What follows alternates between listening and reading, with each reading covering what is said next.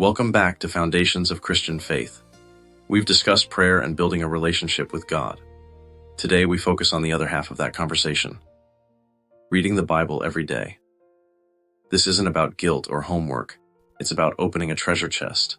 The more you read God's Word, the more your heart changes, your mind finds peace, and your faith grows. Even 5 minutes a day can be the difference between feeling lost and feeling guided. Starting a daily Bible habit can seem hard at first, but it comes down to routine.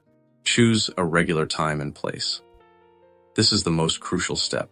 Set a God appointment that you won't break. Having a set time creates a rhythm that makes reading a natural part of your day. Pray before you read. It's a conversation. Before you open the page, pause. Ask the Holy Spirit to guide you and open your understanding. God genuinely speaks to us. Many people hear pastors say, "God told me." You don't need to be a pastor to hear from him. God provides answers to your prayers and questions through the words of the Bible, through sermons, or even through Christian videos you happen to click on. Your prayer is the question. The Bible is the primary answer. This turns your reading from a task into a two-way conversation with God. You don't need to read 5 chapters right away. This often leads to burnout. Start small and meditate. Even 5 minutes or a few verses is enough to connect with God's message. Read slowly and carefully. Meditate on the words and think, what is God trying to show me here? The power of progressive revelation. New idea. Remember that God opens up the scriptures gradually. You can read the same verse today and understand one thing, but read it again 6 months later and find a deeper new message that you weren't ready for before. God reveals his truth to you personally, exactly when you need it. Engage all your senses. Read out loud if you can. It helps your brain absorb the message better by involving your eyes, ears, and mind. Another great tool is listening to an audio Bible while following along. This is perfect for long commutes or while working out. As we discussed in the last video, reading is only half the work. Application is the other half. Practice. Active application.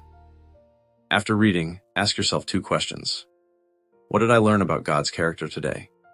How can I apply this truth practically to my life right now? Keep a journal.